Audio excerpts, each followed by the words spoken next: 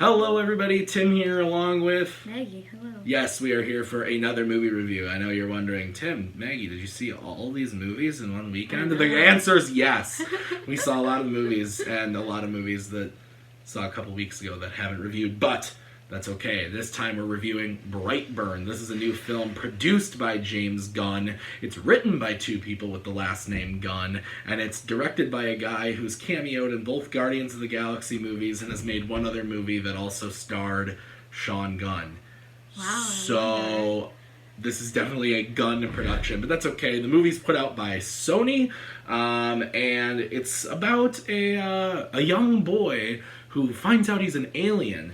He crash landed in Kansas in a small town and was raised by a couple of farmers.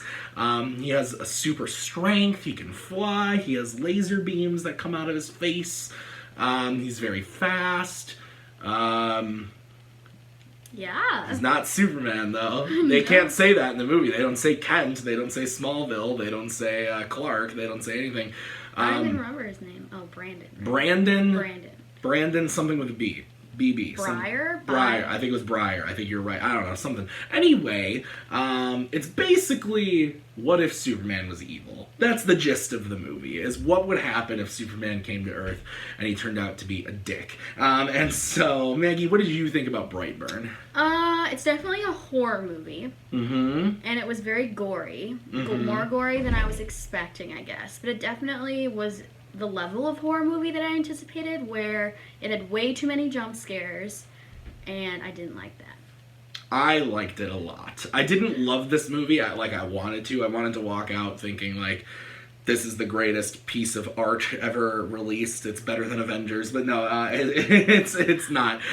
It's a good. I thought it was a good movie, though. It's good. It's interesting. Yeah, I have one main problem with the movie that I think, if the movie had been about 20 minutes longer, and they did a little more character development of, like, this kid was, like, really happy for a long time, but then he has, like, a chip on his shoulder, and then all of a sudden just, like, he gets picked on a little bit, and you slowly start to see him become, like, an asshole. Yeah, but I get what you're saying. But it's kind of like he's called to his alien ship, and just, like, one day, he just, like, everything just kind of snaps, and now all of a sudden he's a dick. So there's no, like, character development that makes... So I thought it was going to be, like, oh, he's just, like, slowly becoming, like, this horrible villain, where maybe his, like, intentions are good, but he's doing horrible things, or, like, he thinks he's doing the right thing, but he's not at all.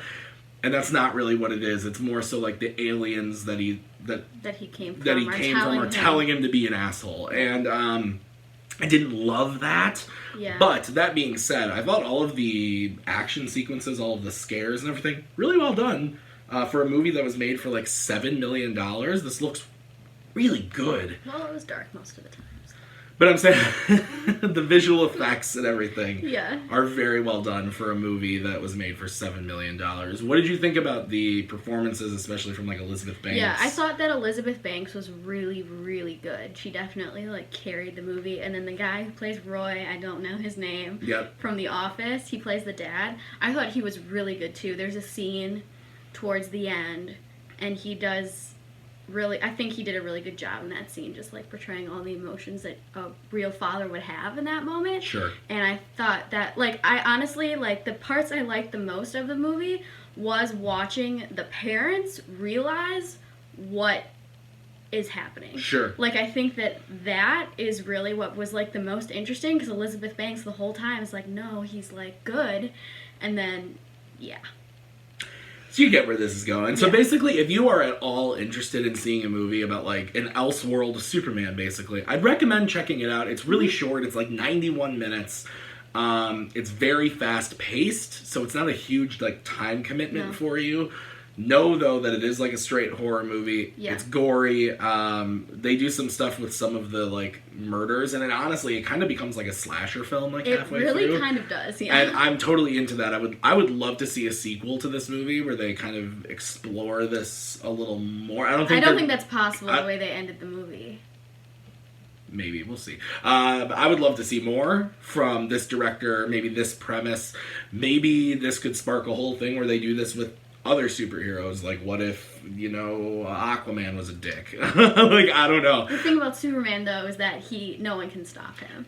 Exactly. So, which is why I would like to see a sequel. But anyway, those are our thoughts on Brightburn. Let us know what you thought about it. If you've seen it, be sure to hit that like button and hit subscribe. It helps us out a great deal, and it helps you stay up to date with all these videos and reviews we're putting out. So, watch those too, because they're fun as well. So, thanks as always for watching, guys. Until next time, have a good one.